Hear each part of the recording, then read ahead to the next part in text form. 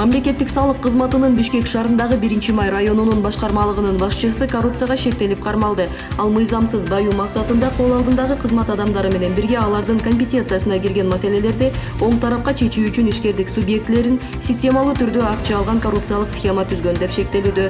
УКМК тараткан видеодон кызматкер өзүнүн иш бөлмөсүндө адамдар менен жолугуп, алардан конверт алганы тартылган. Учурда ал УКМКнын убактылуу кармоочу жайына киргизилди. Газпром Кыргызстан ишканасынын маалымат кызматы кабарлагандай, 31 марттан 2 апрелге чейин эскирген жабдуулар алмаштырылып, оңдоо иштери жүргүзүлөт. Ушуга байланыштуу 6-Кичи районунун Сукэ-Батор, Куттубаев, Айтиев жана Каралаев көчөлөрүндө газ өчүрүлдү. Коронавируска каршы вакцинаны мамлекет сатып алат, ал эми калк акысыз эмдөөдөн өтөт. Бул тууралуу номер 12 үй бүлөлүк дарыгерлер борборунун директорунун орун басары Диляра Исхакова жергиликтүү маалымат булактарына берген маегинде билдирди. Анын айтымында мамлекеттик медициналык мекемелерде коронавируска каршы эмдөө акысыз. Дүйнөдө вакцинанын бир дозасы $6-8 айланасында турат. Аны мамлекет сатып алып, элди бекер эмдейт.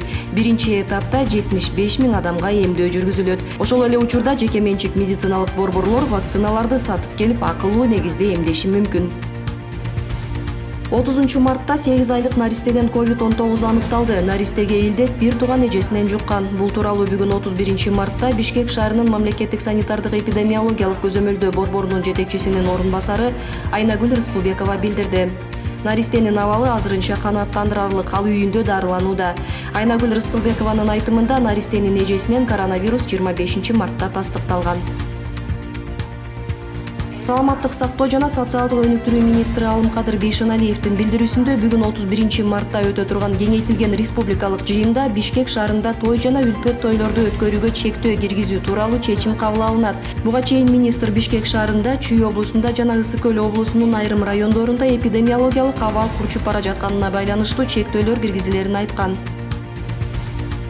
Германияда коронавируска чалдыккан жарандардын саны кескин өсүүдө. Акыркы суткада 17 051 адамдан вирус тастыкталып, 249 бейтап көз жумду. Расмий маалыматка ылайык, эпидемия башталгандан тартып коронавирус менен өлкөдө 2 808 873 адам жабыркап, 76 342 адам каза болгон. Учурда Германияда эпидемиологиялык абалга карата карантин киргизилип, 18 апрелге чейин уланары айтылган.